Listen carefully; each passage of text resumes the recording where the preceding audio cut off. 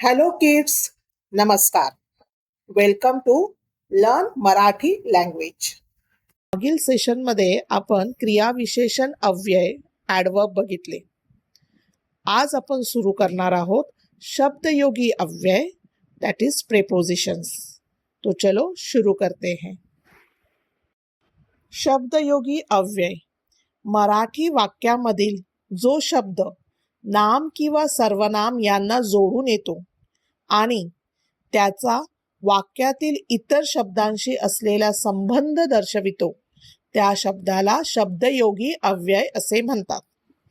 तो ये डेफिनेशन बड़ा है और उसके दो पार्ट है कि जो मराठी सेंटेंस में जो भी वर्ड नाम या सर्वनाम, नाउन या प्रोनाउन को जोड़ के आ जाता है और उसके वजह से वो नाम या सर्वनाम का रिलेशन किसी और के साथ है, वो दिखाया जाता है.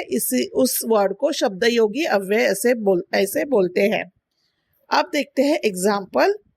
आमच्या शाळेसमोर एक बगीचा आहे. ओके, इसमें नाम क्या है? शाला और बगीचा. पर अगर देखोगे तो शाळेसमोर, ये जो समोर है ये शब्दयोगी अव्यय है और शाला ये सामान्य नाम है. तो ये शाळेसमोर बगीचा है तो वो समोर शब्दयोगी अव्यय है. अब ये संबंध क्या दिखा रहा है? शाला और बगीचा, इसमें ये एक कनेक्शन, रिलेशन दिखा रहा है, एक संबंध दिखा रहा है और ये समोर वर्ड शाळे के साथ आया है, तो इसीलिए समोर हो गया शब्दयोगी अव्यय. नेक्स्ट एग्जाम्पल है, सानेबाई फळ्याजवळ उभे राहून शिकवत होत्या. अब यहाँ पे सानेबाई इज अ नाउन, नाम. फड़ा इज ऑल्सो अ नाम. पर फड़ा के बदले उधर आए हैं फळ्याजवळ. सो ये जो जवळ है वो फड़ा ये नाम को लग के आया है, जोड़ के आया है. और ये किससे रिलेशन दिखा रहा है? सानेबाई, जो टीचर का नाम क्या है? सानेबाई. तो इससे रिलेशन लगा रहा है. तो फळ्याजवळ का ये जो जवळ है वो शब्दयोगी अव्यय है. आप ये ध्यान में रखिएगा कि ये जो शब्दयोगी अव्यय है वो हमेशा नाम या सर्वनाम को जोड़ के आते हैं, वो अकेले नहीं आते. तो जैसे कि मैंने कहा था, शब्दयोगी अव्यय स्वतंत्र असा शब्द नहीं. सो शब्दयोगी अव्यय हमेशा नाम और सर्वनाम को लग के ही आता है, जोड़ के ही आता है. शब्दयोगी अव्यय हे एखादे नाम या सर्वनाम याला जोडून आलेले असते. मध्ये, मागे, पुढे, बाहेर, वर, खाली, पेक्षा, समोर, पूर्वी हे शब्द असतात. लिंग, वचन, विभक्ती किंवा पुरुष जरी बदलले तरी शब्दयोगी अव्यय यांच्या स्वरूपात बदल होत नाही. सो जो शाळेजवळ, तो शाळेजवळ, वो जो जवळ है वो अगर प्लूरल के साथ लगे, सिंगुलर के साथ लगे, एक वचन अनेक वचन के साथ लगे, मस्कुलिन के साथ लगे या फीमेल फेमिनाइन के साथ लगे, फिर भी उनका वो वर्ड चेंज नहीं होता है.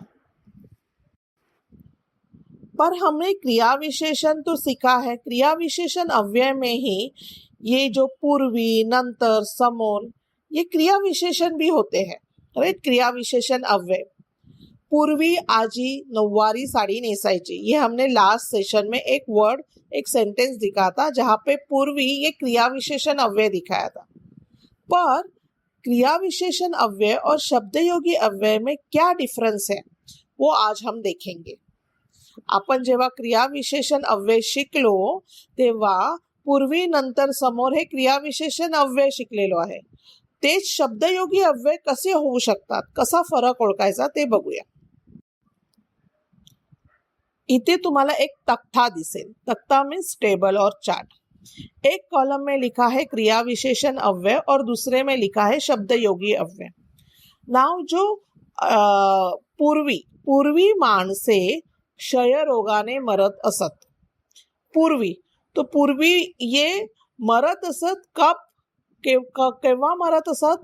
पूर्वी. तो क्रिया विशेषण अव्यय दिखाया. पर वही पूर्वी जब परीक्षेपूर्वी तयारी करावी, सो परीक्षे को जोड़ के आया है। देखो ये अलग वर्ड नहीं है, परीक्षेपूर्वी तयारी करावी, तो इस जगह पे पूर्वी हो गया शब्दयोगी अव्यय। नेक्स्ट, औषधाचा परिणाम नंतर दिसेल, परिणाम मीन्स उसका रिजल्ट, तो यहाँ पे कधी दिसेल, नंतर, तो क्रिया विशेषण दिसेल ही क्रिया का जो एक्स्ट्रा बताया गया है, नंतर दिसेल। बट वही अगर शब्दयोगी अव्यय देखा जाए तो जून नंतर जुलाई महीना येतो। अब ये नंतर कहाँ पे जोड़ा हुआ है, जून को, सो जून नंतर जुलाई महीना येतो, सो यहाँ पे नंतर इज अ शब्दयोगी अव्यय। और एक देखते हैं, अचानक समोर वाघ आला, सडनली सामने शेर आ गया। सो अचानक समोर वाघ आला, केव्हा आला, कुठे आला, समोर आला, तो उसके बाजू में क्या लिखा है, घरा समोर विहीर आहे। सो घरा समोर, ये घर को जोड़ के आया है और वो कनेक्शन किसमें दिखा रहा है, घर और विहीर को दिखा रहा है, तो इसीलिए उसे समोर को शब्दयोगी अव्यय कहेंगे। इस सेंटेंस में घरा समोर विहीर आहे। वैसे ही आप ये आगे के पास्ट सेंटेंस रीड कीजिएगा और आई एम श्योर आपको ये डिफरेंस समझेगा कि क्रिया विशेषण अव्यय में पूर्वी, नंतर, समोर, पुढे, मध्ये, जवळ, वर, खाली, ये एक सेपरेट वर्ड्स आते हैं, whereas इस शब्दयोगी अव्यय में ये सारे शब्द नाउन या प्रोनाउन को जोड़ के आते हैं। शब्दयोगी अव्ययाचे 2 प्रकार आपण शिकणार आहोत। खरे तर खूप प्रकार आहेत, पण आपल्याला परीक्षेसाठी फक्त 2 आहेत, कालवाचक शब्दयोगी अव्यय आणि स्थलवाचक शब्दयोगी अव्यय। नावावरून कळलं असेल, काल मीन्स टाइम, स्थल मीन्स प्लेस। कालवाचक शब्दयोगी अव्यय, उदाहरणार्थ आत, पूर्वी, आधी, नंतर, पर्यंत, मीन्स वो एक टाइम ड्यूरेशन दिखाते हैं। रोहित दिवाली पूर्वी मुंबईस गेला, दिवाली के पहले ही वो मुंबई गया, तो दिवाळी पूर्वी मुंबईस गेला। ताई संध्याकाळच्या आत घरात आली, सो शाम होने से पहले वो घर आ गई। सूर्योदया आधी उठून व्यायाम करावा, सो कब, सूर्योदय सनराइज के पहले। हिवाळ्यापर्यंत शेतात पेरणी पूर्ण होईल, विंटर तक फार्मर्स काम करेंगे, तो विंटर तक।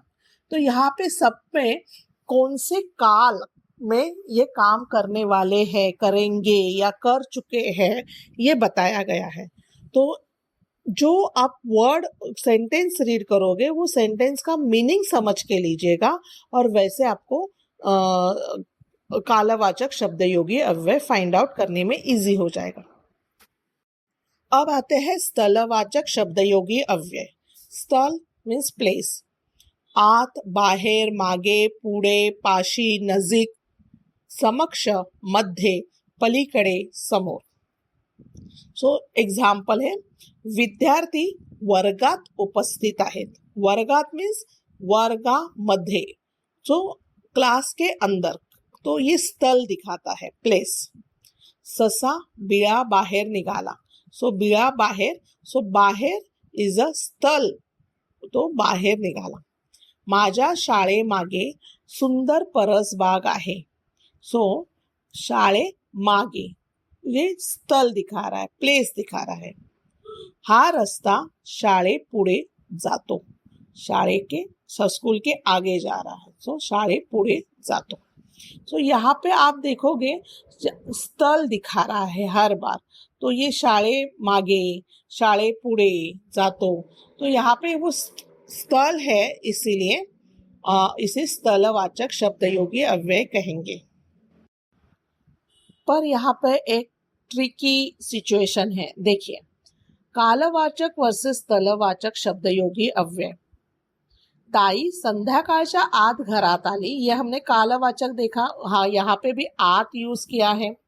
विद्यार्थी वर्गात उपस्थित आहे, यात वर्गात, वर्ग प्लस आत इज वर्गात, तो फर्स्ट इसमें आत ये बता रहा है कि वो कब आई, शाम से पहले अंदर आई, राइट, शाम होने से पहले आई, वहां पे टाइम दिखा रहा है, इसीलिए वो आज शब्द इस सेंटेंस में, फर्स्ट सेंटेंस में कालवाचक शब्द योगी अव्यय है. Whereas in the second विद्यार्थी वर्गात उपस्थित आहे. सो कहाँ पे, वो प्लेस दिखा रहा है जहाँ पे वर्गात, सो वर्ग प्लस आत, तो ये स्थल दिखा रहा है, तो यहाँ पे आत इज अ स्थलवाचक शब्द योगी अव्यय. तो यहाँ पे आपको ये देखना पड़ेगा, पूरे सेंटेंस का मीनिंग समझ के लेना पड़ेगा, और वैसे आप सब सोच सकते हो कि ये कालवाचक है या स्थलवाचक है. It is very simple. You have to understand the meaning of the sentence.